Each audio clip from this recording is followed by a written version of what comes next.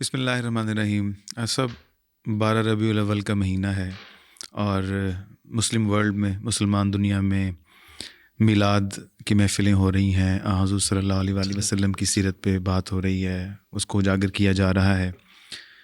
ایک سوال جو صدیوں سے بازگشت کر رہا ہے وہ یہ کہ بعض لوگ حضور صلی اللہ علیہ وآلہ وسلم کو ایک جنگجو سپہ سالار مانتے ہیں، یعنی کہ صرف آن اے وائڈر ٹرم اس میں مسلمان بھی بعض شامل ہیں اور غیر مسلم تو خیر کہتے ہی ہیں، اور ایک طرف جو حضور صلی اللہ علیہ وآلہ وسلم کے ماننے والے ہیں وہ کہتے ہیں کہ آپ امن کا شہزادہ تھے اور آپ رحمت للعالمین تھے، آپ چیمپئن آف پیس تھے، اور آپ نے ایسے اصول وضع فرمائے کہ رہتی دنیا تک اس دنیا کو جنت بنایا جا سکتا ہے، امن کا گہوارہ بنایا جا سکتا ہے۔ تو سب بعض جو ہسٹورینز ہیں وہ ایسا حضور صلی اللہ علیہ وآلہ وسلم کے بارے میں کیوں کہتے ہیں، اور جو مسلمان آپ کو امن کا شہزادہ کہتے ہیں وہ ان دونوں کو اگر ہم ترازو کے دو پلڑوں میں رکھیں تو آپ اس کو کس طرح دیکھیں گے؟ جی ہاں صاحب، یہ بڑا اچھا کیا آپ نے۔ ایک تو جس طرح ربیع الاول کے ساتھ، یعنی کہ رسول کریم صلی اللہ علیہ وسلم کے مولود کا مہینہ، آپ کی پیدائش کا مہینہ، آپ کی ولادت کا، اس کے ساتھ منسلک کیا، کیونکہ اس کے ساتھ منسلک ہو کے سوال بڑا دلچسپ بن جاتا ہے کہ رسول اللہ صلی اللہ علیہ وسلم کی ولادت کے ساتھ دنیا دیکھتی ہے کہ جو مغربی خاص اور مخالف اسلام ہم کہہ لیتے ہیں جی، کہ بدامنی کی پیدائش ہوئی، آغاز ہوا، بالکل، اور جو مسلمان ہیں وہ دیکھتے ہیں کہ امن کا قیام اس کے ذریعے سے، حضور صلی اللہ علیہ وسلم کے اس دنیا میں آنے سے امن کے قیام کی بنیادیں رکھی گئیں۔ آپ دونوں اسے کیسے دیکھ رہے ہیں؟ اور پھر اس میں آپ نے مسلمانوں کے کردار کی بھی بالکل درست نشان کہ وہ بھی اس میں زیادہ پرائیڈ لیتے ہیں کہ حضور صلی اللہ علیہ وسلم کو ایک سپہ سالار کے طور پہ جو ہے پیش کریں، اور آپ کی عسکری مہمات کو پیش کریں کہ جی یہ ایکسپیڈیشن، یہ جنگ، یہ غزو ان کو زیادہ کریں۔ اس میں شک ہی کوئی نہیں ہے کہ وہ نبی کریم صلی اللہ علیہ وسلم کی سیرت، جو مطلب جو کتاب المغازی کے نام سے جو ایک پورا ایک لٹریچر کی ایک صنف بنتی ہے، وہ لکھی گئی، وہ آپ کی سیرت کا حصہ ہیں۔ لیکن اسے دیکھنے کے لیے یوں ہم دیکھ لیتے ہیں کہ ایک آدمی ہے، اس کے والد جو ہیں وہ سرجن تھے اور لوگوں کا عمل جراحی کے ذریعے سے علاج کیا کرتے تھے، سرجری کے ذریعے سے۔ اب یہ اس کے اوپر ڈیپینڈ کرے گا کہ وہ اپنے والد کو سرجن کے طور پہ متعارف کراتا ہے کہ وہ لوگوں کے امراض کو دور کرنے کا کام کرتے تھے، جی بہت خوب، یا یہ بتاتا ہے کہ میرے والد جو ہے وہ لوگوں کے جسم میں چھریاں مارا کرتے تھے۔ یہ اب اس کے اوپر ہے۔ بالکل، اور بدقسمتی سے مسلمان کہاں خطا کھا گئے جو ایسی خوبصورت تعلیم کو ایک طرف رکھتے ہوئے صرف اس چیز کے اوپر فوکس کر لیا، اور وہ بھی غلط رنگ میں۔ تو یہ کہیں میرا خیال اس کی روٹس جو اس غلط فہمی کی ہے وہ یہاں بھی جاتی ہیں، اور پھر آگے دنیا جیسے جیسے بڑھتی ترقی کرتی اور جو ہے وہ اس زمانے نبی کریم صلی اللہ علیہ وسلم کے زمانے سے دور ہوتی گئی، سیرت پہ بہت سا کام ہوا۔ مسلمانوں نے تو کیا ہی، مسلمانوں نے ایک انتہا پہ پہنچا دیا جو شمائل النبی کے نام سے جو ایک صنف مشہور ہوئی، رفتہ رفتہ رفتہ رفتہ وہاں تک لے گئے، ایک ایسا بنا دی شخصیت جو کہ قرآن نے کہیں اس کی اجازت ہی نہیں دی۔ آپ کا سایہ نہیں آپ تھا، کا سایہ نہیں آپ نور تھا، تھے، آپ نور تھے، آپ کا سے نہیں تھا، آپ جو ہے وہ آسمانوں پہ گئے، آپ نے ایسے کیا۔ یہ شمائل النبی کا لٹریچر تھا جو پروڈیوس ہو رہا تھا۔ دوسری طرف جب اس کو کاؤنٹر کیا گیا ہے، آکسیڈنٹل مائنڈ کہہ لیں، ویسٹرن مائنڈ کہہ لیں، مخالفین اسلام کی طرف سے، انہوں نے پھر اسی انتہا پہ جا کے جو ہے وہ مخالفانہ لٹریچر لکھا، اور ان کو جو سب سے زیادہ ایک چیز ہاتھ آئی جس پہ وہ نبی کریم صلی اللہ علیہ وسلم کو گویا ڈسکریڈٹ کر سکتے تھے اور آپ کی امت کو، وہ یہ تھا کہ یہ جنگجو لوگ ہیں، یہ بدامنی پھیلاتے ہیں، یہ جنگیں لڑنے کے عادی ہیں۔ یہ عرب معاشرے سے اٹھا تھا، عرب معاشرے میں علاوہ جنگ و جدال کا کچھ تھا ہی نہیں، اور محمد رسول اللہ بھی ایسے ہی تھے، نعوذ باللہ۔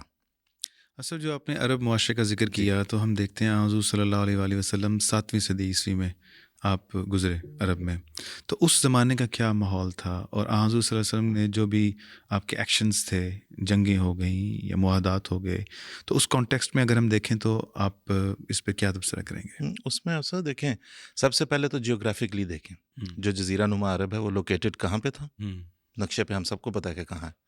اب آپ اس کے ارد گرد دیکھ لیں کہ کیا تھے، اس کے ارد گرد اسٹیبلشڈ سلطنتیں تھیں مستحکم۔ ایک طرف ساسنیڈ ساسانی تھے، ایرانی جو سلطنت تھی، جی، ایک طرف جو ہے وہ رومی بہت بڑی سلطنت، بیزنٹائن جو مشرقی روم کا جو سلطنت روم، اور اس طرف افریقہ کی طرف دیکھیں تو یہاں اکسوم جیسی سلطنتیں قائم تھیں اور اسٹیبلش تھیں. تو ان سب میں گھرا ہوا وہ جو حالی نے لکھا کہ جہاں سے الگ ایک جزیرہ نما تھا. جی جی بالکل.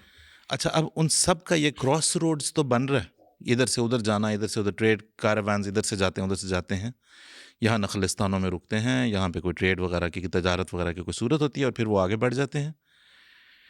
تو یہاں پہ صرف اور صرف قبائل رہتے تھے جو بہت شارٹ ٹرم مفادات کی خاطر جو ہے وہ جو روزمرہ کی روزی روٹی چلانے وغیرہ والا سلسلہ اس کے حساب سے زیادہ جو ربع الخالی جس کو کہتے ہیں وہ تو یہ تھا، جو کوئی حصہ تھا جس کے اندر زندگی کی رمق تھی وہ حجاز کی پٹی تھی. جی. باقی تو سب کا سب جو ہے وہ اسی طرح بدوؤں سے بھرا ہوا. اور تو وہ قبائل تھے. اب جہاں پہ معاشی حالات کی کوئی صورت، کوئی معاشی پالیسی نہیں تھی. کہاں سے ہم نے، ہر قبیلے نے اپنا طے کر رکھا تھا، میرے اتنے جانور ہیں، اتنے ریوڑ ہیں، اتنے میں نے ان کی حفاظت کرنی ہے، فلاں کا جانور میرے یہاں پہ. اب دیکھیں جنگ بسوس کس وجہ سے ہوئی کہ ایک خاتون جو ہے اس کی اونٹنی وہ بنو بکر کے غالباً اس میں جا نکلی یا کسی دوسرے قبیلے میں جا نکلی اور وہاں پہ کوئی پرندوں کے انڈے ٹوٹ گئے. 40 سال تک یہ جنگ جاری رہی، 40 years اس چیز کے اوپر کہ تمہاری اونٹنی آ کے ہمارے پرندوں کے انڈے توڑ گئی ہے. بالکل نہیں نا.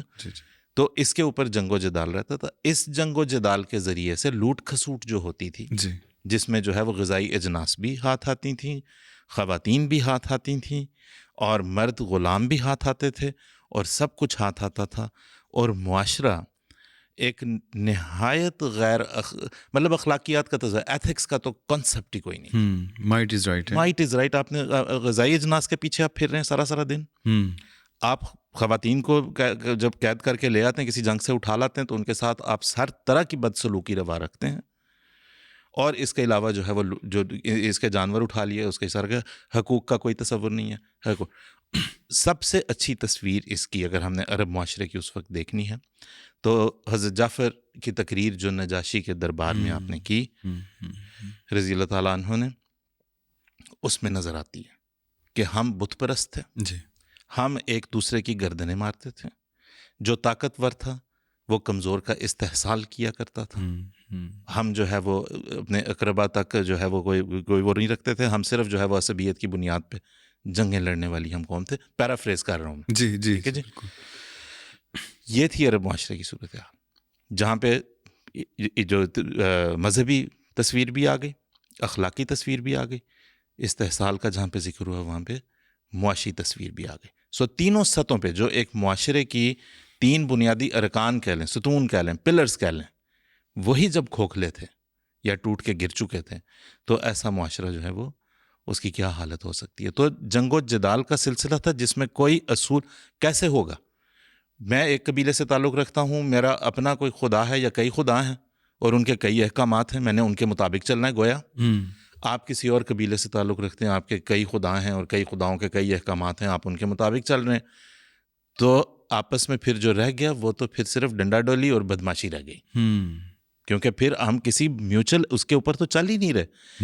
اور وہ میوچل کسی ایگریمنٹ کے اوپر چلنا ہی تہذیب کی بنیادی اکائی ہے. اور جو کلیدی کردار جس چیز کا ہے وہ اسی ہے کہ آپ میوچلی کس چیز پہ ایگری کرتے ہیں. کوئی ضابطہ ہوتا ہے، کوئی اصول طے ہوتے ہیں، اور پھر اس کے مطابق آپ امن کا قیام بھی کرتے ہیں، یا اگر جنگ کی صورت بن جائے تو جنگ بھی مطابق کرتے ہیں. اب ان چیزوں کی عدم موجودگی نے معاشرے کو محض خون خرابہ اور محض ایک مقتل بنا کے رکھا ہوا تھا، جہاں پہ دن رات لوگوں کی نہ کوئی جان کی پرواہ تھی نہ مال کی پرواہ تھی. جو جس کے ہاتھ لگتا اٹھا کے لوٹ کھسوٹ کا بازار گرم جس کو کہتے ہیں محاورتاً وہ تھا. صاحب یہ تو آپ نے کانٹیکسٹ کی بات کی ہے، اس زمانے میں کیا چل رہا تھا. تو جب ایک سے زیادہ، آپ کو پتہ ہے گھر میں چاہے ایک سے زیادہ فرد ہوں یا معاشرے میں ایک سے زیادہ گروہ ہوں، آپس میں اختلاف بھی ہوتا ہی ہے. تو اس زمانے میں اگر 2 قبائل کا آپس میں اختلاف ہو جاتا تھا، دو پارٹیز کا آپس میں اختلاف ہو جاتا تھا، تو ان کا تصفیہ پھر کیسے ہوتا تھا؟ کچھ تو ہوتا ہی ہوگا نا. اس میں دیکھیں ایک تو یہ تھا کہ جو قوم 40 سال تک لڑ سکتی ہے جی، ان کے تصفیے کے لیے انہیں تصفیے کی گنجائش اور ضرورت بھی تھی. وہ جو ہے نا لہو گرم رکھنے ہاں کے جی، بھی تو بہانے چاہیے، روزمرہ کو مصروفیت، تو ویکنگ اپ ٹو سم تھنگ کہ آج میں نے یہ کرنا ہے. جی جی جی. وہ جب آپ کی زندگی میں کوئی پرپز ہی نہیں ہے، کوئی مقصد ہی نہیں ہے، کوئی ایسی کوئی اصول کوئی ضابطہ آپ کو کس چیز کا پابند ہی نہیں کر رہا، آپ سویلائزڈ ہی نہیں ہیں بنیادی طور پہ، بالکل. آپ ایک غیر تہذیب یافتہ غیر مہذب معاشرہ ہیں، وہاں پہ لک فارورڈ کرنے کچھ بھی نہیں. کیا انہیں تصفیے چاہیے بھی تھے؟ کیونکہ دیکھیں اس میں جو بنیادیں تھیں عام طور پہ ان جنگوں کی، اس میں جو عصبیت کا ایلیمنٹ تھا یا ایتھنوسینٹرزم جس کو کہتے ہیں کہ ہم ایک قبیلہ ہیں، ہم بنو بکر ہیں، ہم بنو تمیم ہیں، ہم بنو یہ ہیں بنو، سو وہ لینیج کی بنیاد پہ وہ پھر جو ان کے غلام ہو گئے وہ ان سے وابستہ ہو گئے، وہ اس کا گویا کسی حد تک حصہ بن گئے، ٹھیک ہے جی، ان کی خواتین، ان کی اولاد، تو لہٰذا ایک قبیلہ، دو قبیلہ، تیسرا قبیلہ. کہیں کوئی میوچل انٹرسٹ اگر آ جاتا تھا تو شاید وہ تصفیے کا باعث بنتا ہو. اب دیکھنے والی بات یہ ہے کہ تصفیے تو آپ کب تک لڑتے چلے جائیں گے اور کب تک ایک دوسرے کو مارتے چلے جائیں گے. نبی کریم صلی اللہ علیہ وسلم کی بعثت جس دور میں ہوئی، اور اس میں دیکھیں ایک تو ہم یہ ایلیمنٹ رکھتے ہیں نا کہ اللہ تعالیٰ نے حالات وہ بنا دیے. اب ان حالات کا اگر جائزہ لیں جس میں نبی کریم صلی اللہ علیہ وسلم کی ولادت ہوئی ہے، تو بہت ساری چیزوں کا آپ نے مشاہدہ اور تجربہ حاصل کیا. آپ نے اب بالکل اپنے بچپن کی عمر یعنی 14-15 سال کی عمر، جنگ فجار جو ہے وہ ویسے تو سیریز تھی لیکن جو آخری والی اس کی جو حصہ ہے وہ اس وقت لڑی گئی جب نبی کریم صلی اللہ علیہ وسلم بالکل ایک نوعمری کہہ لیں، نوجوانی میں قدم رکھ رہے، 14-15 سال بتایا جاتا ہے کہ اس وقت آپ صلی اللہ علیہ وسلم کی عمر تھی. اس میں آپ جنگ براہ راست لڑے تو نہیں بچے کی حیثیت سے، لیکن تیر وغیرہ اٹھا کے دینا اور جہاں پہ کہیں پہ مدد کر سکتے تھے کرتے رہے. فرسٹ ہینڈ ایکسپیرینس آپ کو اس کا بھی ہوا. پھر اس کے انجام پہ بالکل اس سے متصل ہے جو حلف الفضول کا اجلاس ہے. آپ صلی اللہ علیہ وسلم کے جو آباء و اجداد تھے، ہاشم سے لے کے اور پھر عبد المطلب سے لے کے، عبد المطلب کی تو گھر میں پرورش پائی آپ نے، عبد المطلب حلف الفضول کے ایک اہم ترین رکن تھے. تو وہ جو ندوہ میں اجلاسات حلف الفضول کے ہوتے تھے، اس میں نبی کریم صلی اللہ علیہ وسلم نے دیکھا، جو آپ نے آبزرو کیا خاص طور پہ جنگ فجار کے بعد، کہ تصفیے کے اور ذرائع بھی ہیں. کیونکہ آپ نے جنگ دیکھی جو بغیر کسی بظاہر کسی تصفیے کے ختم، اور نقصان بہت سا ہوا. اور پھر آپ نے تصفیے کی صورت دیکھی کہ افہام و تفہیم بھی تو ایک ذریعہ ہے. اور ابھی ہم الہیات کو ایک طرف رکھ کے ہم کہتے ہیں دیکھتے ہیں تو نبی کریم صلی اللہ علیہ وسلم کی انسپریشن ہے حلف الفضول، جو ساری عمر آپ نے یاد رکھا، اور آپ فرماتے تھے کہ آج بھی مجھے موقع ملے تو بالکل ضرور حصہ پاس کروں گا. بالکل. آپ کس چیز کو یاد کرتے تھے؟ حلف الفضول تو ختم نہیں ہوا. حلف الفضول، نبی کریم صلی اللہ علیہ وسلم کی زندگی تو حلف الفضول کی ایکسپینشن تھی. وہ کہاں سے کہاں تھا؟ وہ جو صرف مکے میں تجارت میں، وہ جو عکاظ کے میلے میں آ کے لڑائیاں ہو گئیں، کچھ ہو گیا، اس کے بعد جو ہے وہ بیٹھ گیا اجلاس، اور حجاز کی پٹی کے اندر ہونے والا وہ بھی مکے کے ارد گرد، مکے کی وادی کے ارد گرد کوئی جھگڑا ہو گیا، کوئی کانفلکٹ ہو گیا، تنازع ہو گیا. نبی کریم صلی اللہ علیہ وسلم نے تو حلف الفضول کو عام کر دیا. اور آج جس چیز کے اوپر جب یہ مخالفین اعتراض کرتے ہیں کہ نبی کریم صلی اللہ علیہ وسلم امن کے شہزادے نہیں تھے، وہ کہتے ہیں کہ جی نہیں، وہ تو جنگجو تھے. تو جس چیز کو نظر انداز وہ بھی کر جاتے ہیں، اور بدقسمتی سے بعض مسلم سرکلز بھی کر جاتے ہیں، وہ یہ ہے کہ نبی کریم صلی اللہ علیہ وسلم کی تعلیم، جو کہ قرآن کریم کی تعلیم ہے، وہ دراصل اس حلف الفضول جو ایک چھوٹی سی تنظیم کہہ لیں، اس کی ایک بہت بڑی ایکسپینشن بنی. اور اس وقت جو ہے وہ دنیا کو گویا اسلام کی طرف سے تھا، کیونکہ شریعت تو آئندہ آنے والے ہر زمانے کے لیے حضور صلی اللہ علیہ وسلم کی شریعت رہے گی، اور وہ اصول بھی قائم و دائم رہیں گے. بالکل. کانٹیکس کا ہم نے دیکھا، ہمیں یہ اندازہ ہوا سب کہ حضور صلی اللہ علیہ وسلم جس دور میں آپ کی بعثت ہوئی، اس وقت عرب کی جو صورتحال تھی، اس میں کہنا چاہیے کہ اگر آپ نے پریویل کرنا ہے تو جنگ لازم و ملزوم ہے. وہ ہمیں اساتذہ بچپن میں ایک بات کہا کرتے تھے، وہ تو لاتوں کے بھوت باتوں سے نہیں مانگتے. اگر ہم سوسائٹی کے لیول پہ دیکھیں تو وہاں پہ واقعی کوئی ایسی چیز، جیسے کہ آپ نے فرمایا کہ کوئی باہم ایسا کوئی ایسا کوئی پوائنٹ تھا ہی نہیں، ایسا اجتماعی پوائنٹ جس میں وہ دونوں پارٹیز، دو گروہ ایگری کرتے ہوں، مطابقت رکھتے ہوں. تو جنگ ضروری تھی آپ سب. بالکل. اور وہ تو ہم بعد میں دیکھیں گے کہ وہ جنگ پھر کس نوعیت کی تھی. اب بعض لوگ یہ کہتے ہیں جو ناقدین ہیں کہ حضور صلی اللہ علیہ وسلم نے ان پروووکڈ وارز لڑیں، جبکہ جو مسلمان ہیں یا جو انصاف پسند سیرت نگار ہیں، چاہے وہ مسلمان نہیں بھی ہیں، وہ کہتے ہیں کہ ان پرووکڈ نہیں تھی، ڈیفینسو نیچر کی تھی. ٹھیک ہے، اس بارے میں کیا کہیں گے؟ دیکھیں اس میں عام طور پہ جنگ بدر اور اس سے پہلے جو 3 سرایاں ہیں ان کا وہ بڑا ہائی لائٹ کرتے ہیں کہ بھئی یہ تو بڑے کھلے لفظوں میں کہتے ہیں کہ بھئی جنگ بدر جو یہ تو ایک رابری، ایک ڈاکہ تھا باقاعدہ، جو کہ ایک قافلہ جا رہا ہے تجارتی قافلہ، اس کو آپ نے لوٹ لیا اور خداعوذ باللہ اور یہ کر دیا اور وہ کر دیا. لیکن دیکھنے والی بات یہ ہے کہ ہم پرووک کرنا کس چیز کو کہیں گے. ٹھیک ہے، نبی کریم صلی اللہ علیہ وسلم کی ہجرت کن حالات میں ہوئی؟ نبی کریم صلی اللہ علیہ وسلم کی، کیوں یہ ہجرت کے بعد کے واقعات ہیں نا، یہاں جو بدر سے جہاں سے یا اس سے پہلے کی 3 سرایہ چھوٹی موٹی جو اسکرمشز یہاں وہاں پہ ہوئیں، اس کے بعد بدر کا واقعہ آتا ہے. بالکل بالکل. نبی کریم صلی اللہ علیہ وسلم نے سب سے پہلے تو جو میرا خیال بنیادی بات یاد رکھنے والی وہ یہ کہ نبی کریم صلی اللہ علیہ وسلم نے ابتدائی طور پہ اعلان جنگ نہیں کیا. نبی کریم صلی اللہ علیہ وسلم کے خلاف آپ کے مخالفین جو کہ قریش مکہ تھے وہ اعلان جنگ کر چکے تھے. جو پرسیکیوشن تھی جو مکہ میں برداشت کی، جو کہتے ہیں نا مدینہ چلے گئے طاقت آئی تلوار ہاتھ آئی تو پھر یہ کر دی اور وہ کر دیا، اور مودودی صاحب جیسے جو ہیں وہ بھی بڑا کہتے ہیں کہ پھر تلوار ہاتھ لگی تو پھر زنگ صاف کی اور یہ زنگ صاف ہو گیا. اللہ رحم کرے، اللہ معاف کرے، خدا جانے کس قسم کا اسلام یہ پھیلانا اور بتانا چاہتے ہیں. نبی کریم صلی اللہ علیہ وسلم کے خلاف اعلان جنگ آپ کے مخالفین کر چکے تھے. اس کے بعد اب جو کچھ چل رہا تھا وہ جنگی حربے تھے. اس لیے آپ نبی کریم صلی اللہ علیہ وسلم کے کسی بھی آپ کے بھیجے ہوئے کسی ایکسپیڈیشن، کوئی سرایہ جو لڑی، کوئی سریہ کوئی جو لڑی گئی، کوئی غزوہ بظاہر اگر ان پرووکڈ بھی لگتا ہے، it was provoked from the moment نبی کریم صلی اللہ علیہ وسلم کو جس وقت جو ہے وہ ایگزائل کرنا پڑا، ہجرت کر جانی پڑی، مکہ چھوڑ دینا پڑا، وہ اعلان جنگ ہو چکا تھا. اس کے بعد اب آپ کے مخالفین کو فیول کرنے والے جو راستے جا رہے ہیں، جو قافلے جا رہے ہیں، ان کو روکنا، کیونکہ اعلان جنگ وہ کر چکے تھے جن کا قافلہ آ رہا تھا، لہٰذا وہ کسی بھی صورت میں اسے ان پرووک نہیں کہا جا سکتا. میری رائے مطلب ٹھیک بھی ہو سکتی ہے، غلط بھی ہو سکتی ہے، یہاں تک کہ آپ صلی اللہ علیہ وسلم کو ہجرت کرنی پڑ گئی، اعلان جنگ ہو چکا تھا. اس کے بعد جو کچھ ہوا فتح مکہ تک، وہ آتے جاتے ہوئے موسم تھے، زمانہ تو تھا، وہ بہت چھوٹے موٹے یہاں وہاں اس نے کیا اس نے کیا. اعلان جنگ مکہ سے ہوا تھا، اس جنگ کا اختتام مکہ ہی میں آ کے ہوا. اس دوران جو کچھ ہوا ہے وہ جزیات ہیں اس ایک جنگ کی جو آپ کے دشمنوں نے جس کا دروازہ پھاٹک بلکہ کھولا تھا خود. اس کے بعد جو کچھ ان کے ساتھ ہوا، it wasn't uninvited, it wasn't unprovoked, they asked for it. یعنی کہ اس کو ہم حضور صلی اللہ علیہ وآلہ وسلم اور اسلام کی بقا کی جنگ کہہ سکتے ہیں in a wider term. in a wider term. اور حسب اس میں جو دو چیزیں کہ ریاست جب قائم ہونا شروع ہوئی، جی وہی گوئنگ بیک ٹو کہ عرب کیا تھا، ایک چٹیل صحرا، لک و دک، ارد گرد اتنے بڑی بڑی سلطنتیں ہیں. اپنی دیکھیں، کہتے ہیں چیریٹی بگنز ایٹ ہوم. جی نبی کریم صلی اللہ علیہ وسلم نے اپنے جہاں سے بلونگنگ تھی، کیونکہ دیکھیں عصبیت کی ابھی ہم نے بات کی نا کہ عصبیت کی بنیادوں پہ جو ہے وہ اسلام نے عصبیت کے کانسیپٹ کو یکسر رد نہیں کر دیا. ٹھیک ہے، اس میں آپ کی جو آپ جہاں سے بلونگ کرتے تھے اسے بھی قائم رکھا. آپ اس میں فخر لے سکتے ہیں میں فلاں قبیلے سے تعلق رکھتا ہوں، ٹھیک ہے، جی، لیکن ساتھ ان اکرمکم عند اللہ اتقاکم بھی بتا دیا.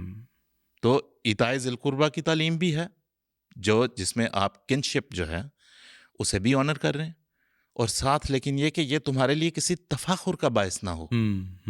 تو پھر اس میں بتا دیا کہ اللہ کی نظر میں تو وہی بنیاد تقویٰ ہوگی، عصبیت نہیں ہوگی، تمہاری بلونگنگ نہیں ہوگی. خیر، ریاست کے قیام کی طرف آنے سے پہلے ہم یہ دیکھتے ہیں کہ نبی کریم صلی اللہ علیہ وسلم کے جو مکے کا زمانہ ہے اس میں ہجرت حبشہ ایک بہت امپورٹنٹ چیز ہے جسے سمجھنا اس اینگل سے، ویسے تو ہے ہی، اس اینگل سے دیکھنا ضروری. نبی کریم صلی اللہ علیہ وسلم کی امیجنیشن میں ریاست کا کانسیپٹ کیا تھا؟ بیکاز آپ چاہتے تھے کہ ہمیں اپنے قوم کو جس سے میں آیا ہوں اسے ایک باقاعدہ قوم کی شکل دوں، یہ جو ایک ہجوم ہے جی، جو ایک دوسرے کی گردنیں مارتا پھرتا ہے، میں انہیں یونائٹ کروں، ایک قوم کی شکل دوں. چیریٹی بگنز ایٹ ہوم بالکل وہاں ہونا تھا، ماڈل بننا تھا، تو پھر دنیا کو بتایا جا سکتا ہے کہ اسوہ کامل کے مطابق ریاست کا کانسیپٹ یہ. آپ ہجرت حبشہ کے وقت جب آپ اپنے جو چھوٹی سی جماعت قائم ہوئی، جب آپ انہیں ہدایت دیتے ہیں کہ جاؤ حبشہ چلے جاؤ، وہاں ایک ریاست قائم ہے جس کا ایک حکمران ہے، جہاں اور وہ حکمران منصف مزاج ہے اور وہاں پہ اصول و ضوابط کا اور قوانین کا قیام ہے، تو وہاں چلے جاؤ اور وہاں جا کے پناہ لو۔ آپ انہی تینوں بنیادوں کو جن کو جعفر طیار نے وہاں پہ بتایا جا کے کہ یہ ہمارے معاشرے میں کمیاں تھیں، نبی کریم صلی اللہ علیہ وسلم نے انہی 3 معاملات کو اجاگر کر کے یہاں اپنی قوم کو بتایا، اپنے ماننے والوں کو، کہ وہاں یہ چیزیں ہیں جن کے یہ عناصر ہیں جن سے امید رکھی جا سکتی ہے کہ وہاں پہ امن کا قیام ہوگا، مذہبی آزادی ملے گی وغیرہ وغیرہ۔ یہ بھی حضور صلی اللہ علیہ وسلم نے فرمایا کہ مذہبی آزادی بھی وہاں پہ ہے نا۔ تو وہ ریاست کا ایک کانسیپٹ تھا کہ ریاست اس طرز پہ ہونی چاہیے، مذہب ہے ان کا ایک، عیسائی وہ تھے، سلطنت تھی کیونکہ تھی بیکنگ تو سلطنت روم بیزنطینیوں کی تھی۔ اس پہ نبی کریم صلی اللہ علیہ وسلم نے جب ریاست کا قیام شروع کیا، اور ریاست کا قیام تو اس وقت عمل میں آ گیا جس وقت نبی کریم صلی اللہ علیہ وسلم مدینہ میں ورود فرمایا جا رہا۔ بالکل۔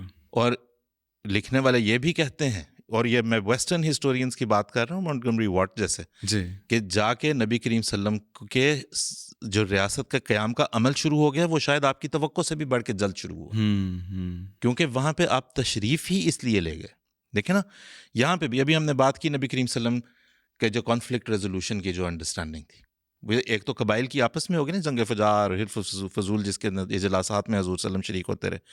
ایک آپ ہی کے قبیلے کے اندر بھی تو ایک جھگڑا تھا، ایک تنازع تھا، جب یہ کعبے کی تعمیر نو ہوئی، سیلاب آیا تھا، کعبے کی دیواریں جو ہے وہ منہدم ہو گئیں، اس کی تعمیر نو ہو رہی ہے، حجر اسود کو نصب کرنے کا مسئلہ بن گیا۔ کرنا تو قریش نہیں ہے، کسٹوڈین تھے کعبے کے، کون کرے گا، کیسے کرے گا؟ ایک سمپل سلوشن تھا بظاہر، اب اگر ہم دیکھیں، لیکن ان لوگوں کی امیجنیشن میں، جس طرح بھی آپ کہہ رہے تھے نا کہ وہ تصفیہ کی طرز پہ سوچتے ہی نہیں تھے۔ نبی کریم صلی اللہ علیہ وسلم کے جو ایک اللہ تعالیٰ نے جس طرح کا آپ کو فہم و فراست دی، آپ نے اس کے مطابق مشورہ دیا کہ ایک چادر بچھاؤ، درمیان میں رکھو، اٹھا کے وہاں پہ لے جاؤ۔ تو لہٰذا انٹر ٹرائبل کانفلکٹ اور انٹرا ٹرائبل کانفلکٹ سب نبی کریم صلی اللہ علیہ وسلم کے سامنے تھے، اور پھر اس ریاست کا قیام عمل میں آتا ہے۔ اس ریاست کے قیام کے ساتھ، جو کہ شاید عرب معاشرے میں بہت کم اس چیز کی کوئی وہ مثالیں ملتی ہیں پہلے بھی، مثلا عبد المطلب وغیرہ، یہ سب جو ہے وہ معاہدات وغیرہ کرتے تھے، طے کرتے تھے باتیں آپس میں، لیکن بہت کم ہیں۔ لیکن نبی کریم صلی اللہ علیہ وسلم نے قبائل کے معاہدات آپس میں کروا کے اس کی بنیاد پہ قیام امن کی جو کوششیں کی وہ بے مثال تھیں۔ اور اس کے بعد پھر ریاست کے خلاف جو کوئی اٹھا، یہاں پہ میں ایک بات ضرور عرض کرنا چاہتا ہوں کہ ہم کہتے ہیں یہود جب مسلمانوں کے خلاف اٹھے، یہ بڑی زیادتی ہم کر جاتے ہیں۔ بالکل، ہر جگہ پہ وہ مذہبی سینٹیمنٹ لازماً نہیں تھا کہ مسلمانوں کے خلاف اس لیے اٹھے کیونکہ وہ مسلمان تھے، اور ریاست کا قیام تھا۔ نبی کریم صلی اللہ علیہ وسلم جو ہے وہ ریاست کے حکمران تھے، آپ قوانین وضع کر رہے تھے اس کتاب کی روشنی میں جو ایک خدا کی طرف سے آ رہی تھی۔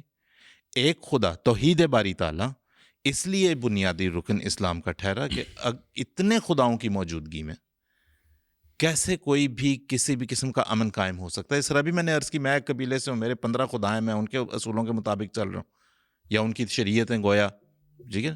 آپ اپنے کو خدا، آپ جس قبیلے سے ہیں وہاں اپنے کوئی خدا ہیں، آپ ان 15 کے مطابق چل رہے ہیں۔ ایک خدا ہوگا، ایک سورس ہوگا لا کا، وہاں سے قانون بنے گا اور سب اس کے پابند ہوں گے۔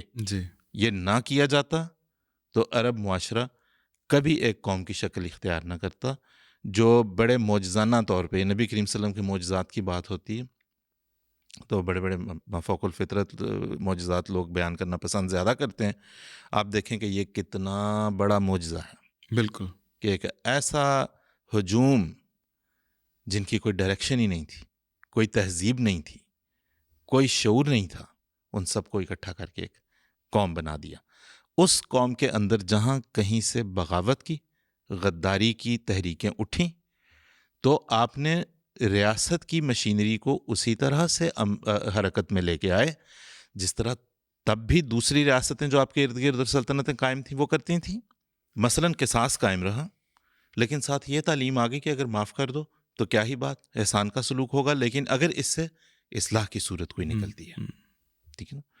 اچھا، اب جو ہے وہ اب اس میں اگر، لیکن یہ سب کے ہوتے ہوئے ٹریچری، جو ٹریزن ہے، جو غداری ہے ریاست کے ساتھ، ملک کے ساتھ، قوم کے ساتھ، اس کی سزائیں وہی نبی کریم صلی اللہ علیہ وسلم نے جس طرح اس زمانے میں دوسری سلطنتوں میں رائج تھی، ان کو رائج رکھا. اس کے اندر بہرحال قرآن کی بڑی خوبصورت تعلیم آگے.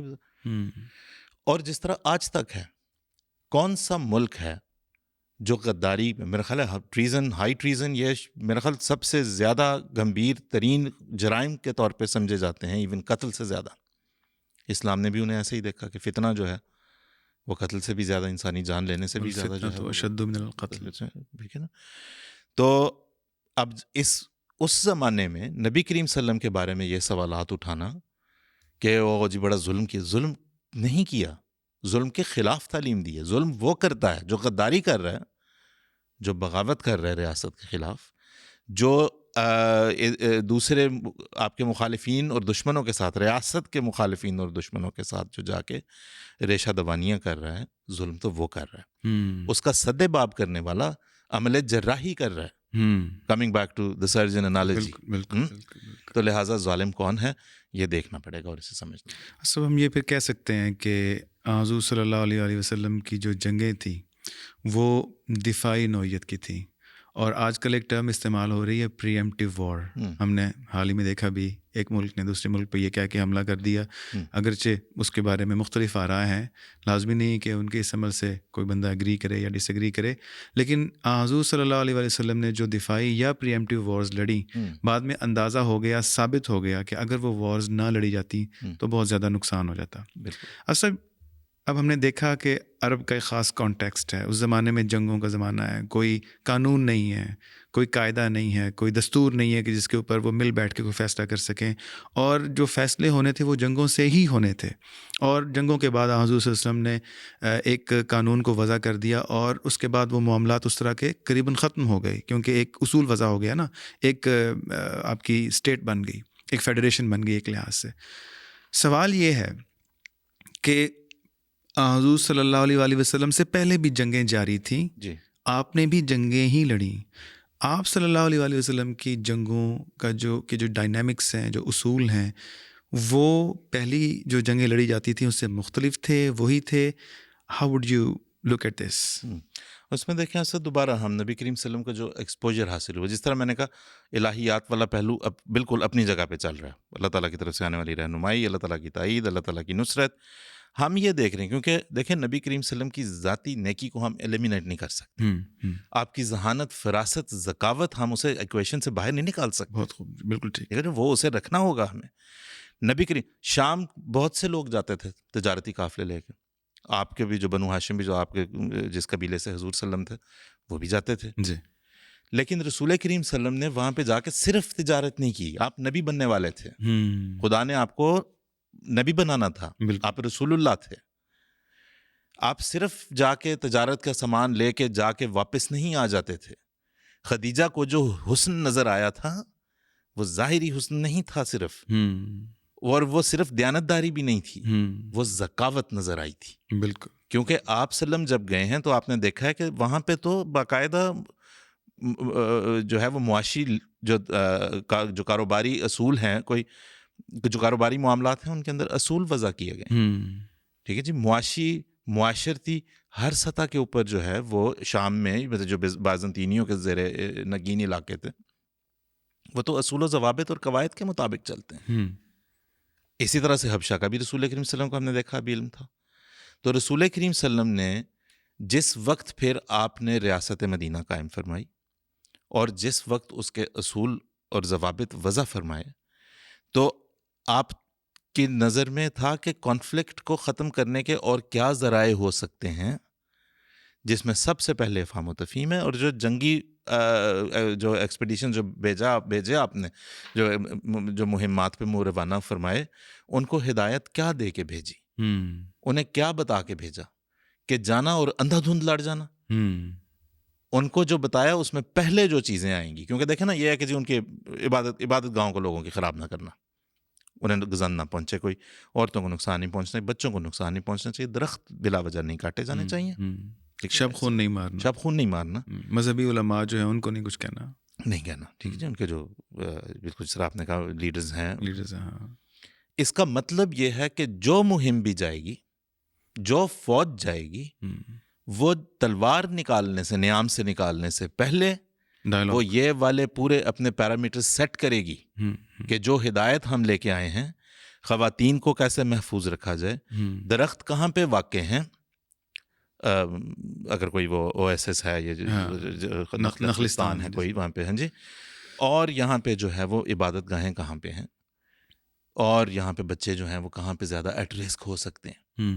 یہ ساری رسک اسیسمنٹ کا جو ایک پورا پروسیجر ہے، آج کہہ تو دیتے ہیں بڑے مزے سے اٹھ کے، جو مخالفین کی ہم بات کر رہے ہیں یا ویسٹرن اسکالرس کی بھی ہم بات کر رہے ہیں جو ایکسٹریملی بائسڈ ہیں، اور یہ ایکسٹریملی بائسڈ ہوئے ہیں 1947-48 کے بعد سے جو کام کیے جانے لگے ہیں، for all the obvious reasons, میں اس کی ڈیٹیل میں نہیں جاتا. جی بالکل ٹھیک بات. یہ جو پینٹ کیا گیا نا، یہ ظلم وہ ظلم اور یہ وسرا، اس کے پیچھے وہ پورا 1947-48 کے حالات کھڑے ہیں. تو وہ جا کے سب سے پہلے وہ کہتے ہیں آج، ہاں یہ جو جن میں بات کر رہا تھا، یہ جو کہتے ہیں جی انسرجنسی تھی، محمد انیز انسرجنسیز. کس طرح بھائی؟ انسرجنسی میں اس طرح تو نہیں ہوا کرتا. انسرجنسیز میں جو ہوا کرتا ہے وہ آج ہم دیکھ رہے ہیں، بالکل، اور وہ مسلم اقوام کے خلاف ہونے والے مظالم میں ہم دیکھ رہے ہیں کہ ظلم اور استبداد کسے کہا جاتا ہے. بالکل. جہاں بغیر دیکھے سوچے سمجھے سویلینز کے اوپر شیلنگ چل رہی ہو، وہاں سے ایسا اعتراض اٹھنا واپس ان کے منہ پہ مارے جانے کے لائق ہے کہ آنظر وسلم کی بھیجی ہوئی افواج تو پہلے یہ سارا طے کیا کرتی تھیں اور لازماً کیا کرتی تھیں، ہم اس کے بعد لڑائی کا مرحلہ آتا تھا، اور یہ بھی یوں ہی نہیں آ جاتا تھا، اس میں مذاکرات تھے، بالکل، اس میں بات چیت تھی، افہام و تفہیم کی گنجائش تھی، اور پھر جب کہیں پہ کوئی بات نہیں پہنچ سکتی تو پھر ایک صورت رہ جاتی تھی کہ ظالم کے خلاف تلوار اٹھائی جائے. اور نبی کریم صلی اللہ علیہ وسلم کی تلوار جب اٹھی، آپ اسے دفاعی کہہ لیں، آپ اسے جو مرضی اس کے لیے ٹرم استعمال کریں، لیکن آپ جب اس کی تہ میں جائیں گے تو آپ دیکھیں گے کہ نبی کریم صلی اللہ علیہ وسلم کی تلوار جب اٹھی، یا آپ کے بھیجے ہوئے مقرر کردہ کسی سپہ سالار کی جب اٹھی، تو ظالم کے خلاف اٹھی.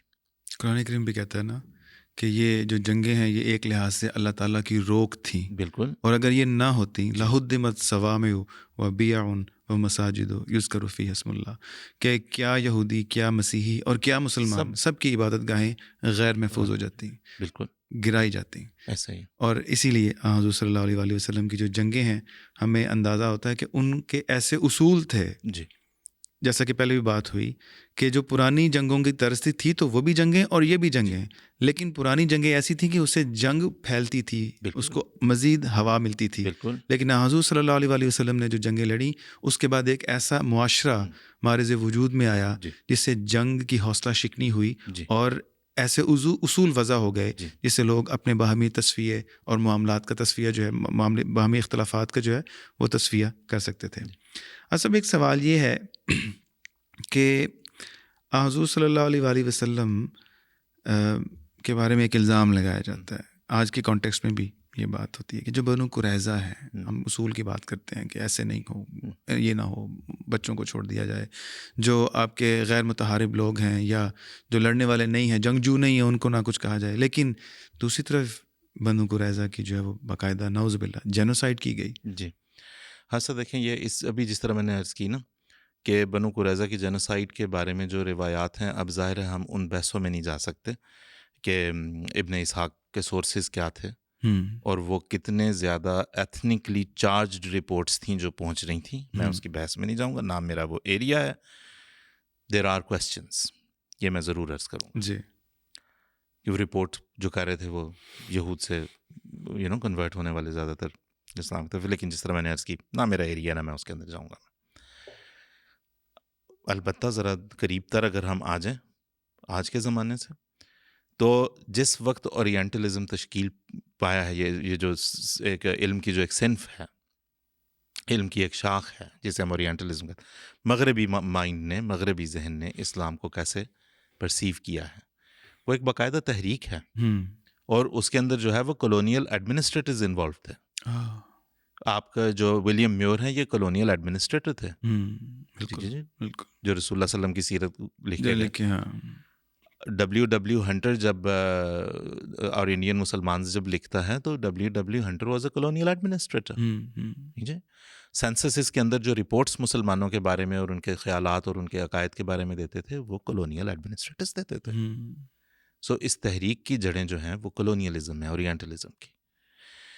مسلمانوں کو زیر نگین کیسے کیا جائے، ٹھیک ہے، ان کو اچھی طرح دیکھ کے سمجھ کے پڑھ کے.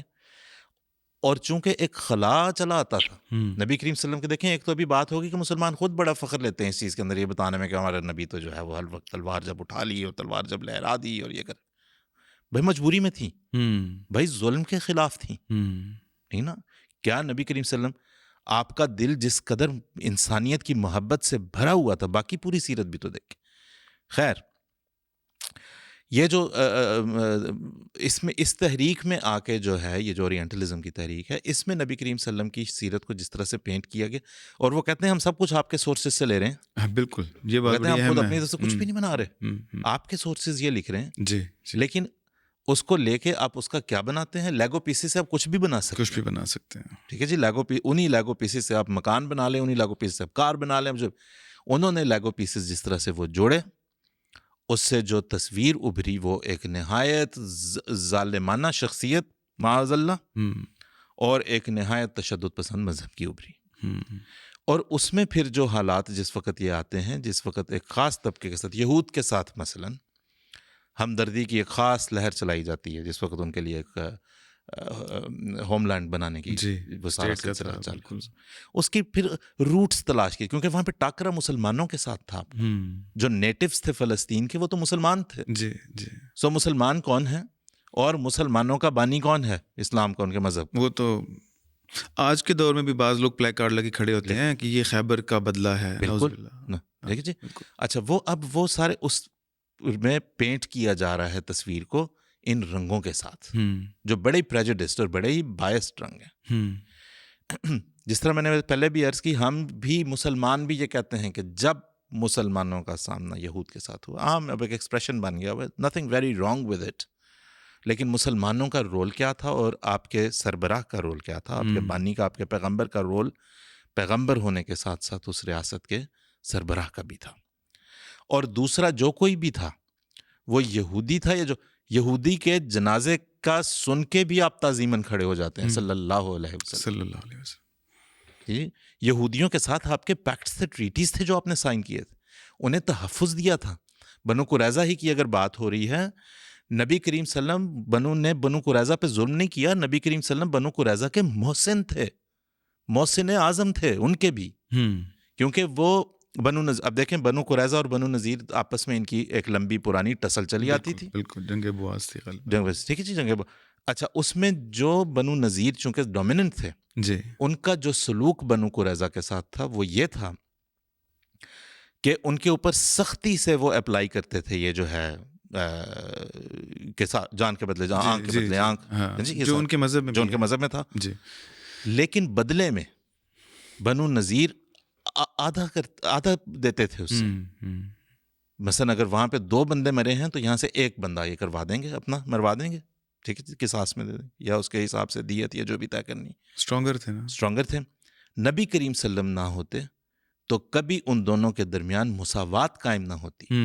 جہاں پہ نبی کریم صلی اللہ علیہ وسلم نے بنو قریظہ کے سٹیٹس کو بلند کیا ہے اور انہیں بنو نذیر یعنی کہ ایک اور یہودی قبیلے سے کہ ظلم اور استبداد سے بچایا ہے. تو یہاں پہ بنو نذیر کا جو ظلم بنو قریظہ پہ تھا اس کی کیوں کوئی بات نہیں کرتا؟ کیوں کریں گے؟ ہاں جی. اور یہ ہوتا ہے کہ جی نبی کریم صلی اللہ علیہ وسلم کے ساتھ یہ کیا وہ کیا. بنو قریظہ نے اس کی ڈیٹیل میں جائے بغیر، وہ جنگ خندق کا واقعہ وہاں پہ جہاں پہ ان کی طرف سے واضح طور پہ جسے آپ ٹریچری کہہ سکتے ہیں اور واضح طور پہ غداری جسے کہہ سکتے ہیں، جسے انہوں نے تسلیم کیا کہ ہاں ہم سے یہ سرزد ہوئی اور ضد بھی کی، اس کے اوپر ضد بھی کی. اور پھر جب کوئی چارہ نہ رہا تو انہوں نے کہا کہ ہاں ہمیں سزا ہماری بنتی ہے، لیکن سزا ہماری جو ہے وہ فلاں بندہ دے گا، سعد بن معاذ دیں گے، فیصلہ وہ کر دیں. ٹھیک ہے جی. اور نبی کریم صلی اللہ علیہ وسلم محسن اعظم، محسن انسانیت صلی اللہ علیہ وسلم، آپ نے یہ نہیں کہا کہ بھائی میں سربراہ ہوں، جو میں چاہوں گا میں کروں گا. آپ نے کہا بھائی سعد بن معاذ آ جاؤ، 2 فیصلہ ان کا. حالانکہ وہ بیمار تھے اس وقت. بیمار تھے. سعد بن معاذ آئے، اور سعد بن معاذ نے جو فیصلہ دیا انہوں نے بھی ایسے نہیں دے دیا کہ مار دو ان ساروں کو. انہوں نے کہا میں تمہیں، یہودی قبیلہ تھا نا، میں تمہیں تمہاری کتاب سے فیصلہ اس کے مطابق کر کے دوں گا. اور جو ہے اور آپ کی جو خاص طور پہ جو پہلی 5 اس کی کتب ہیں جو اولڈ ٹیسٹمنٹ کی، وہ تو واضح طور پر بڑی پڑھی. مثلاً استثناء کی جو میرا خیال ہے بک 20 اس میں سے جو ہے وہ 12 سے 14 کی جو آیات، کیا وہ اگر یہ کریں تو ان کے ساتھ یہ کرو، پھر انہیں تلوار کے ذریعے سے سزا دو، ان کی جان لو، اور ان کی عورتوں اور ان کے بچوں کو اپنے کیپٹیوز بنا کے، جنگی قیدی بنا کے اپنے ساتھ لے جاؤ، کہ یہ ہے تمہارا فیصلہ تمہاری کتاب سے. یہ تو بڑا رحم کی کہ یہ نہیں کیا کہ میں ابھی وضع کرتا ہوں، اور یہ بھی نہیں ہوا کہ ابھی اس وقت تمہارے لیے یہ سزا مجھ پہ نازل کی گئی ہے کہ میں تمہیں یہ دوں. بالکل بالکل. تاکہ دنیا میں ہمیشہ کے لیے یہ چیز قائم رہ جاتی، جتنا مرضی پروپیگنڈا ہوتا رہے کہ بنو قریظہ کا فیصلہ ان کی کتاب سے، ان کے مقرر کردہ منصف سے، ہاں جی، کہ یہ آربیٹریشن کریں ہماری، یہ آ کے فیصلہ کر دیں، جو یہ فیصلہ کریں گے ہمیں منظور ہوگا. انہوں نے بھی آ کے ایسے نہیں کہا کہ ٹھیک ہے میرا یہ فیصلہ، انہوں نے منظور بھی کر لیا، پھر بھی موقع دیا گیا. غالباً بعض لوگ واک اوے بھی کر گئے، مطلب انہوں نے معذرت بھی کر لی، ان کو چھوڑ بھی دیا گیا. بالکل بالکل ٹھیک ہو گیا سر. یعنی بنو قریظہ کا جو ہے وہ کوئی ایسی جینوسائڈ کا معاملہ نہیں تھا. اس کو یہ صرف وہ چیز ہے کہ اس کو پریزنٹ ایسے کیا جاتا ہے کہ وہ حضور صلی اللہ علیہ وسلم کے خلاف بات جائے، جبکہ اس میں بھی ہم اگر آپ کہہ لیں احسان کی وہ صورت نظر نہیں آتی جو حضور صلی اللہ علیہ وسلم کے عام فیصلوں میں نظر آتی ہے، لیکن انصاف کی وہ صورت نظر آتی ہے، کیونکہ وہ فیصلہ حضور صلی اللہ علیہ وسلم کا تھا ہی نہیں. ایسا ہی آپ تو پابند تھے اس فیصلے پہ عمل کرنے کے، جو کہ ایز اے پارٹی تھے نا آپ، دو گروہوں کے درمیان. بالکل، مطلب ایگزیکیوٹ آپ نے کروایا فیصلہ، اس سے انکار نہیں ہے جی، لیکن فیصلہ ہوا کس طرح، کہاں ہوا؟ ٹھیک ہے، جس طرح ایک جج ہے جی، وہ جیوری کے فیصلے کو سنتا ہے اور کہتا ہے کہ جناب یہ اسے ایگزیکیوٹ کیا جائے، فائنل سٹیمپ تو جج کی ہوگی. ٹھیک ہے، اور نبی کریم صلی اللہ علیہ وسلم نے دیکھا کہ اس میں کوئی ناانصافی نہیں ہے، اور اس کے مطابق نبی کریم صلی اللہ علیہ وسلم نے فیصلہ فرمایا. اگر کسی نے بنو قریظہ کے بارے میں بات کرنی ہے تو نبی کریم صلی اللہ علیہ وسلم کو ان کا محسن تسلیم کرے، نہ کہ ظالم. بالکل ٹھیک بات، تاکہ صحیح جو تصویر ہے وہ دنیا کے سامنے آئے. اچھا، صلح حدیبیہ کے بارے میں جو حضور صلی اللہ علیہ وسلم کے ماننے والے ہیں وہ کہتے ہیں کہ وہ امن کے شہزادہ کے طور پر ابھرے، جو مخالفین ہیں وہ کہتے ہیں وہ کچھ کر بھی نہیں سکتے تھے وہاں پہ، اور نعوذ باللہ بینگ اے ڈیولز ایڈوکیٹ، ان کے پاس پاور بھی نہیں تھی، ہتھیار بھی نہیں تھے، تو ان کو واپس تو جاننا ہی تھا. تو اس بارے میں آپ کیا کہیں گے؟ دیکھیں، صلح حدیبیہ جس کرونالوجیکلی اگر ہم چلتے ہیں تو جس مقام پہ ہوئی ہے تاریخ کے، وہاں پہ یہ کہہ دینا کہ ان کے پاس طاقت نہیں تھی شاید درست نہ ہوگا، اور میرے خیال تاریخی حقائق کے خلاف ہوگا. لیکن جس طرح ابھی ہم نے دیکھا نبی کریم صلی اللہ علیہ وسلم کے ذریعے سے اسوہ کامل ہے، تو اسوہ کامل میں تمام پہلو ہوں گے جو کسی بھی شخص کو ایز اے فرد انفرادی سطح پہ پیش آ سکتے ہیں، اور ایک معاشرے کے طور پہ کلیکٹیولی ایک اجتماعی سطح پہ پیش آ سکتے ہیں. اس میں جس طرح ابھی ہم نے بنو نذیر کی بات کی، بنو قریظہ کی بات کی ہے، ہم نے جنگ فجار کی بات کی ہے، ہم نے جو ہے وہ حجر اسود کے نصب کیے جانے کی بات کی ہے. ان سب میں جس طرح پہلے بھی عرض کی نا کہ انٹر ٹرائبل بھی ہے، انٹرا ٹرائبل بھی ہے، مختلف گروہ قبائل کے جو اوس اور خزرج جن کے بھی الائز تھے نا، ان کی جب صلح نبی کریم صلی اللہ علیہ وسلم نے کرو، 120 سال سے ان کی جنگ چلی آ رہی تھی کہتے ہیں نا. اچھا، یہ سب ہو رہا تھا جس سے اسوہ کامل تشکیل پاتا چلا جا رہا تھا.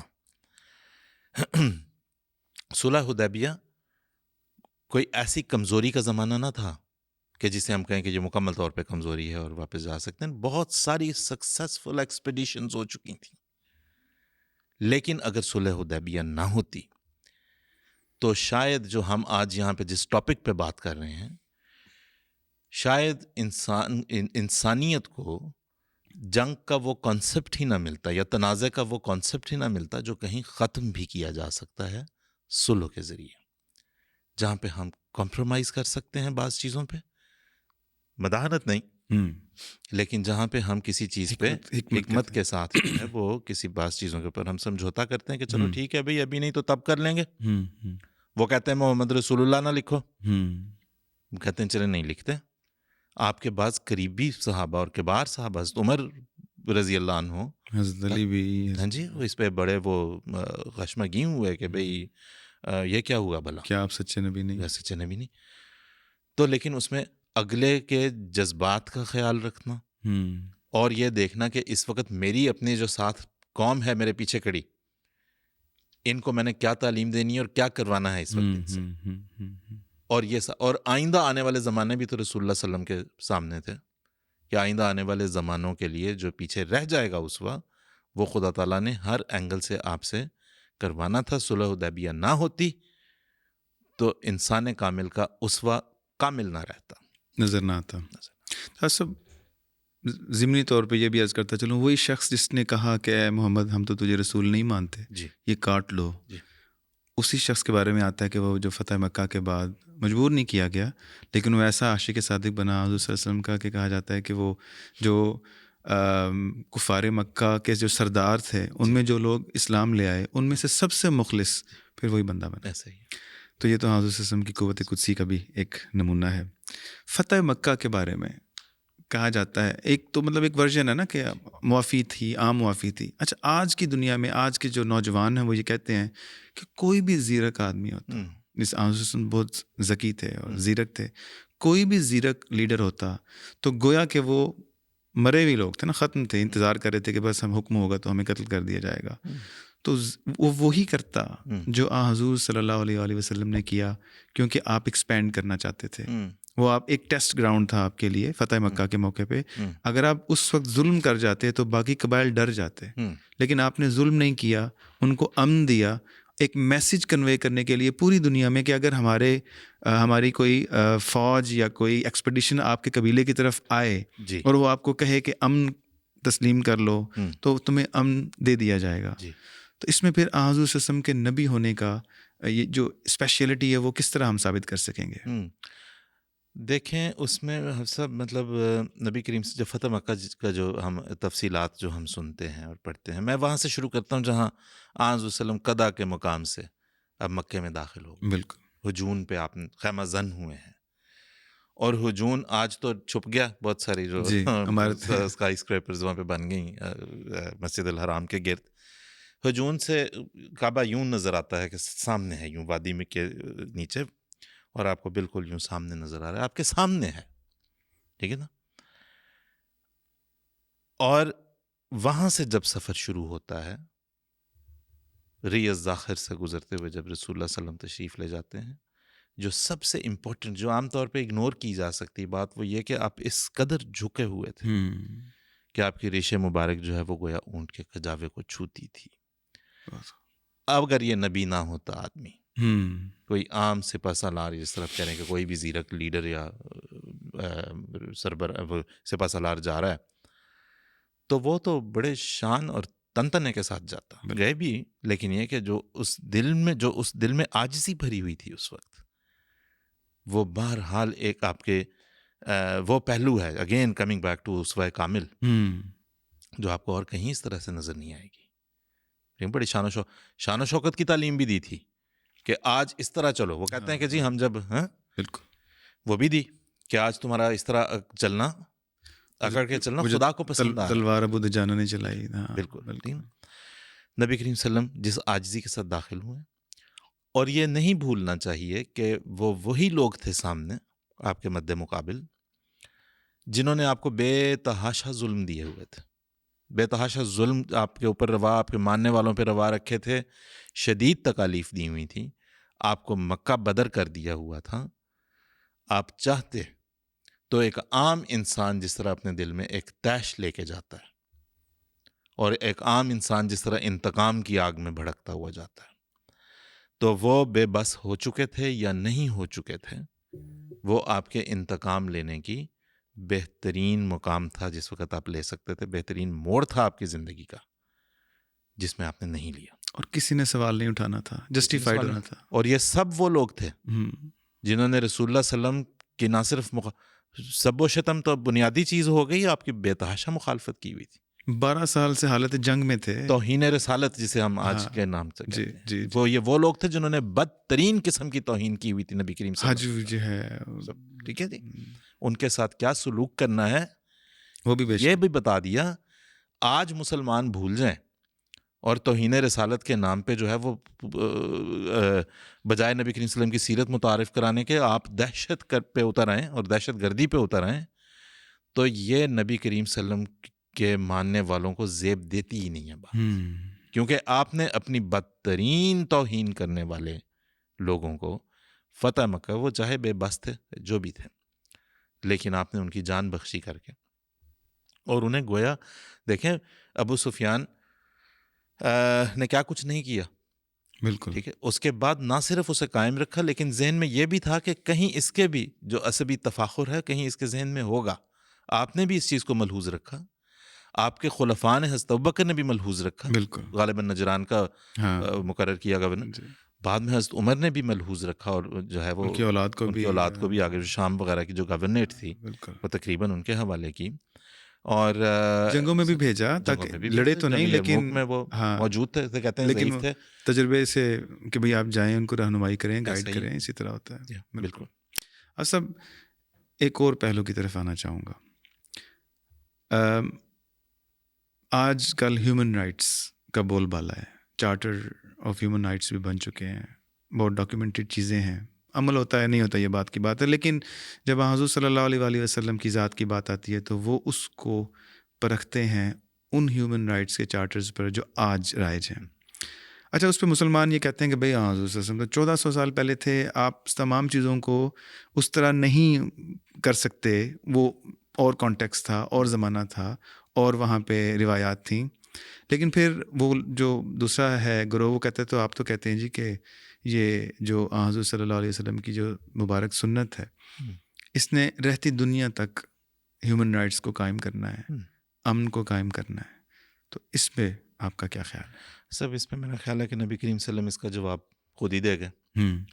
جو قرآن کریم میں ظاہر الفساد و فی البر والبحر کا نقشہ ہے، جو ایک نبی کے آنے کا متقاضی ہو جایا کرتا ہے، جی نبی کریم صلی اللہ علیہ وسلم نے گویا قرآن کریم کی آیت کے ان الفاظ کی تفسیر اپنی احادیث میں بیان فرما دی کہ زمانے کی حالت یہ ہو چکی ہوگی، جب زمانہ خود مسیحائی کا دم بھرتی ہے، یہ باد بہار خود تقاضا کرے گا کہ کوئی ہو جو اب آ جائے.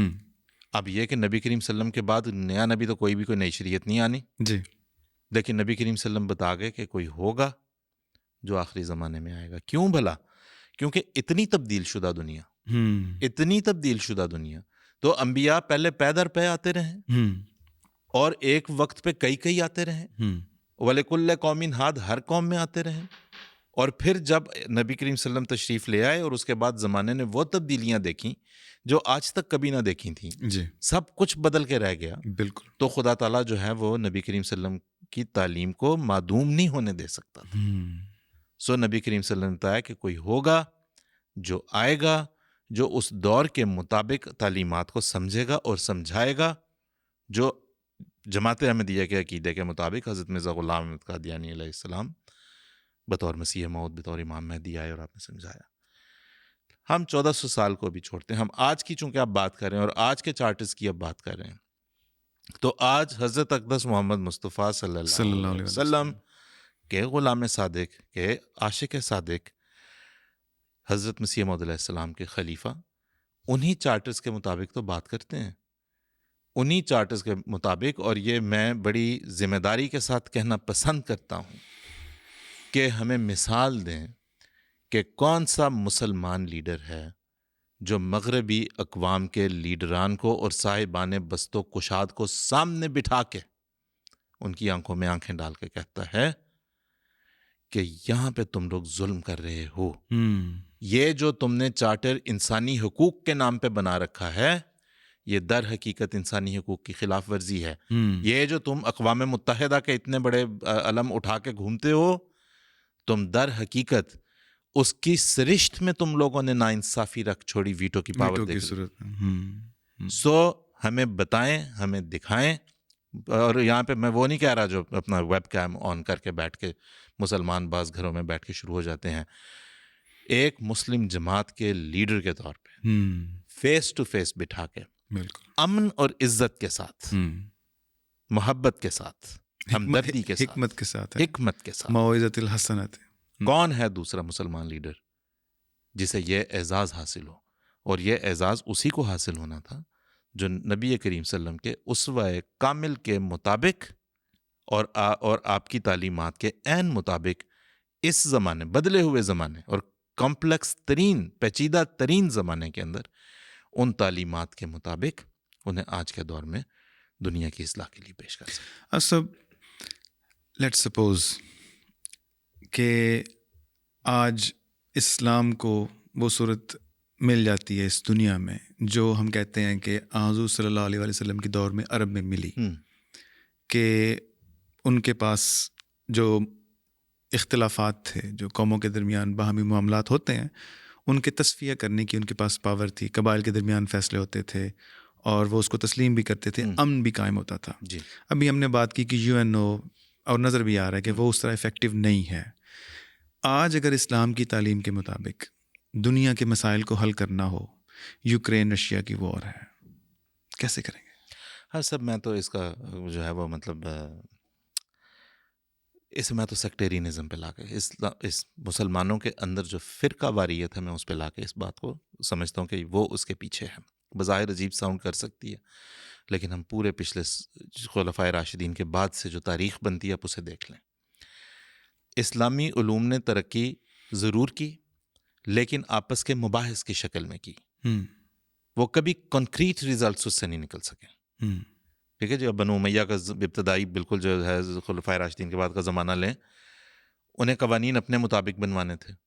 ٹھیک ہے جی، جب عباسیوں کی خلافت آ گئی تو انہوں نے قوانین اپنے مطابق بنانے تھے۔ ٹھیک ہے، چلتے آتے ہیں آگے، ایکیڈیمک بحثیں آپ کو بہت ملیں گی، ہم بڑے فخر سے کہیں گے کہ جی یہ بھی کام ہوا، یہ بھی کام ہوا، یہ اتنا بڑا اسکالرلی کام، یہ اتنا بڑا زبردست کام، سب ہوا، نتیجہ خیز تھا کہ نہیں تھا؟ اس سارے کام کا جو ہم نے چوڑ دیکھتے ہیں تو ہم اختلاف بڑھا ہے بہت زیادہ، اپینین متفرق ہوتی چلی گئی ہے، رائے پہ رائے پہ رائے پہ رائے بنی ہے، لیکن کوئی کنسٹرکٹیو آپ کہیں کہ جی اسلام یہ سولوشن دیتا ہے، وہ کہیں نہیں ملے گا۔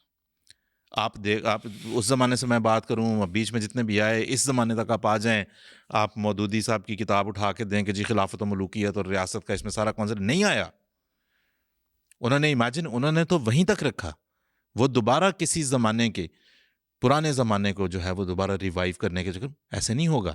ہم آج کے زمانے کی گراؤنڈ ریالٹیز کی بات کر رہے ہیں، چونکہ مسلمانوں نے مسلمانوں کو سوچنے کی آزادی نہیں دی، چونکہ رائے زنی کی اجازت نہیں دی، چونکہ کوئی کنکریٹ تعلیم نہیں آ سکی۔ اگر کسی شافعی جیورسٹ نے کچھ کہہ دیا ہے تو مالکی لازماً اس کے خلاف اٹھ کے کھڑے ہو جائیں۔ مالکی نے کہہ دیا تو شافعی کھڑے ہو گئے، نہیں ہوا تو فقہ جعفریہ والے سب کے خلاف کھڑے ہو گئے، نہیں تم بھی رہا۔ کہاں سے آنا تھا؟ آپ نے کہاں سے جو ہے وہ سیاسی مسائل دینے تھے؟ پیچیدہ سے پیچیدہ سے پیچیدہ ہوتی گئیں بحثیں، لیکن کوئی حل نہیں نکلا۔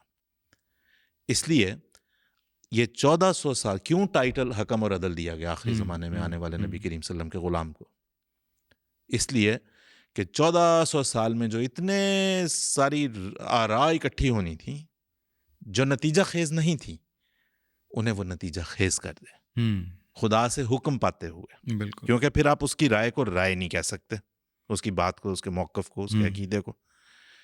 سو لہٰذا بنیاد تو وہی ہمارا جو قرآن کریم ہے، سنت رسول ہے، اس کے اور احادیث ہیں، اس کے مطابق چلتے ہوئے اس زمانے تک جب پہنچے تو لازم تھا کہ پھر انہیں کنسولیڈیٹ کر کے جو حل دیا جا سکتا ہے دنیا کو اس وقت، وہ کوئی فیصلہ کن حکم اور عدل ہوتا جو اس کا فیصلہ کرتا۔ لیکن realistically coming back to it, اس کے لیے جو ہے وہ امت مسلمہ کو تیار ہونا پڑے گا، انہیں اپنا ہاتھ کہیں دینا، کسی کے ہاتھ میں دینا پڑے گا، لائک اٹ اور ناٹ، پسند آئے یا نہ آئے، پسند تو آنا ہی کوئی نہیں ہے، ایک ہونا پڑے گا، ایک ہونا پڑے گا۔ اب یہ جتنا مرضی یہ ساؤنڈ کرتا ہے بڑا ایک رومانٹک کانسیپٹ ساؤنڈ کرتا ہے اور یوٹوپین بھی ایٹ دا سیم ٹائم، کہ ایک ہونا ہے، کیسے ایک ہونا ہے، کیا کرنا ہے، کیا کرنا ہے، لیکن پھر کوئی صورت تو بنائے۔ ٹھیک ہے، دنیا نے مطلب ہے کہ سارے چیزوں کو آزما کے دیکھ لیا، ڈیموکریسی کو آزما کے دیکھ لیا، ڈکٹیٹرشپ کو آزما کے دیکھ لیا، بادشاہتیں آزمائی گئیں، فیلئر ہے ڈیموکریسی اس وقت جس طرح اوندھے منہ گری پڑی ہے دنیا بھر میں جو لیڈرشپ کرائسس ہے، اس کا مطلب ہے کہ سب کچھ ناکام ہو چکا۔ اسلامک لیڈرشپ کا ماڈل کہاں ہے؟ وہ جہاں ہے وہاں سے لے لیں, بالکل. وہاں سے کیوں نہیں لیتے؟ ہم. ٹھیک ہے, تو وہ جب تک وہ نہیں ہوگا اس وقت تک کوئی سوچنا شروع نہیں کر سکے گا. اور وہ جب ہوگا تو تبھی ہے کہ جس میں ہم اس کو ڈیولپ کر سکیں گے. مثلا دیکھیں, اب اسلام کی تعلیم ہے, حضرت خلیفۃ المسیح ایدہ اللہ تعالیٰ اسے بیان فرماتے ہیں, بار بار بیان فرماتے ہیں, جب بھی باہر کے مہمان خاص طور پہ آئے ہوتے ہیں, کہ قرآن کی تعلیم یہ دو جو ہے وہ اقوام یا دو قبائل یا دو طائف تمہارے پاس آئیں, آپس میں کوئی تنازع لے کے تو ان کا تصفیہ کروا دو انصاف کے ساتھ. اب اگر آج کہہ دیا جائے کہ لیں جناب کروائیں, یوکرین اور روس کا کر دیں تصفیہ کسی طرح سے, اور ان کے تنازع کا حل کسی طرح سے کر دیں, تو it's going to be a very very very complex issue. اس کے اندر صرف لیڈرشپ کی قسمیں نہیں انوالو ہو گئیں. آپ دیکھیں یوکرین کے پائپ لائن وہاں سے لے کے تو اسکینڈینیویا تک بچھی پڑی ہے, ویسٹرن یورپ تک آئی پڑی, کھینچی پڑی ہے. بالکل. جرمنی چیخیں مارنے لگتا ہے کچھ ہو جائے. وہ سارے ممالک جن کے بیچ میں سے وہ گزرتی ہوئی آ رہی ہے, ان کے بھی فائدے ہیں, ان کے فائدے بھی ہیں, ان کو نقصانات بھی اٹھانے ہیں, یہ بھی کرنا ہے وہ بھی کرنا ہے. کیسے کریں گے؟ یہ صرف تبھی ہوگا جس وقت اگر ہم چاہتے ہیں کہ ہم ایک ماڈل دیں, ہم کہیں دیکھیں اس مسئلے کا حل یوں ہو سکتا ہے.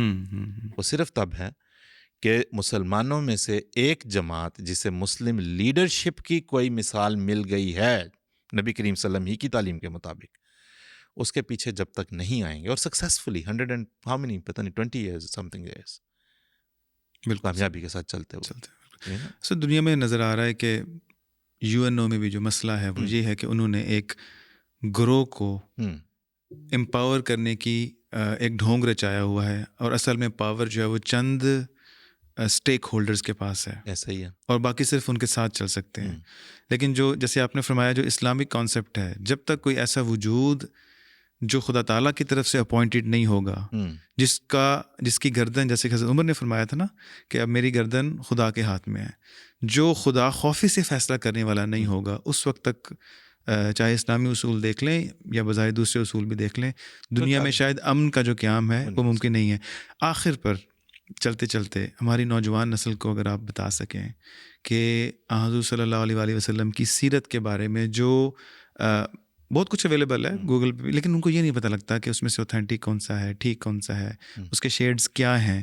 تو اگر وہ ابتدائی طور پر نالج حاصل کرنا چاہیں حضور صلی اللہ علیہ وسلم کی درست یا اوتھینٹک ترین جو اویلیبل ہے سیرت مبارکہ کا, تو اس کے ریسورسز کیا ہو سکتے ہیں؟ آپ سے دیکھیں, میں تو اس میں جو ہے وہ اگر ان کے لیے آسان بھی کر دیا جائے اس کام کو, تو پچھلے جو بھی گزر چکے ہمارے پچھلے 5 سال تو تقریباً اس سے زیادہ ہو گئے, بلکہ خطبات حضور کے جو خطبات کا جو سلسلہ چل رہا ہے وہ سیرت النبی کی اتنی جامع شکل ہے. جی بالکل, اور سرچیبل ہے. ٹھیک ہے جی, الفضل اردو متن شائع کرتا چلا ہے, 2018 سے الحکم انگریزی متن شائع کرتا ہے ہر ہفتے. جی سرچیبلٹی ہے. اب بنو قریظہ مثلاً اٹھتا ہے تو آپ قریظہ کے کوئی سپیلنگ ڈال کر لیں, وہ ہوتے ہیں نا ویری, اس کے ویریئنٹس ہوتے ہیں جی, آپ نے وائی کے ساتھ لکھنا ہے, آئی کے ساتھ لکھنا ہے, جیسے لکھ کے دیکھنا ہے. آپ ان خطبات میں سرچ کریں, الفضل میں اردو میں, الحکم میں انگریزی میں, الاسلام پہ جا کے سرچ کر لیں, آپ کے سامنے وہ پوری تصویر آ جائے گی جو اس زمانے کے حکم اور عدل کے خلیفہ نے آپ کو گویا آخری بات کے طور پہ نبی کریم صلی اللہ علیہ وسلم کی سیرت کے بارے میں بتایا. نبی کریم صلی اللہ علیہ وسلم کی جدید ترین سیرت حضرت مرزا مسرور احمد ایدہ اللہ تعالیٰ بن نصر العزیز نے دنیا کے سامنے پیش کر دی. وہاں یہ سب قضیے بھی حل ہو گئے. جہاں پہ تاریخی اعتبار سے چلتے ہوئے کہ بنو قریظہ کا یہ واقعہ تھا, حضور وہاں پہ ضرور یہ بتاتے ہوئے تشریف لے گئے, ہمیں لے کے گئے کہ اس پہ یہ اعتراض کیا جاتا ہے, یہ اعتراض یوں غلط ہے, اس وجہ سے کیا جاتا ہے. یہ بھی ایک روایت ملتی ہے جی, البتہ اس روایت میں مبالغہ کا رنگ بھی نظر آتا ہے, اور یہ بھی ایک اس کے بارے میں کہا جاتا ہے لیکن پتہ نہیں یہ درست ہے کہ نہیں. محکمہ ہر بات پہ, محکمہ ہر بات کے اوپر آپ حکم اور عدل کے خلیفہ کو میں پیش کر رہے ہیں. میں تو یہ ضرور عرض کروں گا کہ جو ہے وہ ان خطبات سے ضرور استفادہ کرنا چاہیے, تاکہ ہم اس زمانے میں حضور صلی اللہ علیہ وسلم کی جامع ترین سیرت از حضرت خلیفۃ المسیح الخامس ایدہ اللہ تعالیٰ بن نصر العزیز ہم اس سے استفادہ کر سکیں. اور چونکہ ہم اس پہ کام بھی کرتے ہیں، اندازہ ہوتا ہے سب کے جو حضور کے خطبات ہیں اس میں جو تاریخی اسلامی لازمی نہیں کہ احمدی مورخین کا اس میں حوالہ دیا جاتا ہو، جو آپ ابن اسحاق ہے، طبری ہے، بخاری کی روایات ہیں، دیگر جو اسلامی لٹریچر میں جو تاریخ کی کتابیں موجود ہیں، ان تمام کتابوں میں موجود جو روایات ہیں اس سے ایک جو اس کو اخذ کر کے ایک تاریخ کی جو قبول ترین اور بہترین صورت ہے وہ پیش کی گئی ہے. تو سب ہم یہاں پر اختتام کرتے ہیں. بہت بہت شکریہ آپ نے اتنا وقت دیا اور اتنی سیر حاصل بحث ہوئی اس بات پہ، اور ہمیں اس سے اندازہ ہوتا ہے کہ حضور صلی اللہ علیہ وآلہ وسلم جو ہیں ان کی زندگی میں جنگیں ضرور تھیں، لیکن جیسا کہ آپ صلی اللہ علیہ وآلہ وسلم نے ایک دفعہ ایک جنگ سے واپسی پہ یہ فرمایا کہ رجعنا من الجہاد الاصغر الی الجہاد الاکبر، کہ ہم جو جہاد اصغر ہے یعنی کہ جو جنگ ہے اس سے ہم لوٹ کر ایک جہاد اکبر کی طرف اپنے شہر میں واپس لوٹے ہیں، یعنی کہ اپنے نفس کی اصلاح، خدا تعالیٰ کی عبادت. ہمارے نزدیک تو حضور صلی اللہ علیہ وسلم امن کا شہزادہ تھے، امن کا شہزادہ ہیں اور رہیں گے. دشمن یا جو فریق مخالف ہے وہ جیسے بھی پیش کرتا ہے، ہم اپنے نوجوانوں کو یہ تحریک کریں گے، انکریج کریں گے کہ ان باتوں کو بھی سنیں. ہمارا مقصد پیاس کو بجھانا نہیں، پیاس کو لگانا ہے، اور خود مطالعہ کریں، تحقیق کریں، اور جو فرسٹ ہینڈ نالج ہے جس حد تک ممکن ہے اس کو حاصل کر کے حضور صلی اللہ علیہ وآلہ وسلم کی سیرت کو سمجھیں. ایسا کریں گے تو آپ صحیح طور پر اس پر عمل کرنے کی بھی کوشش کرنے والے ہوں گے. اللہ تعالیٰ ہمیں بھی اس کی توفیق عطا فرمائے.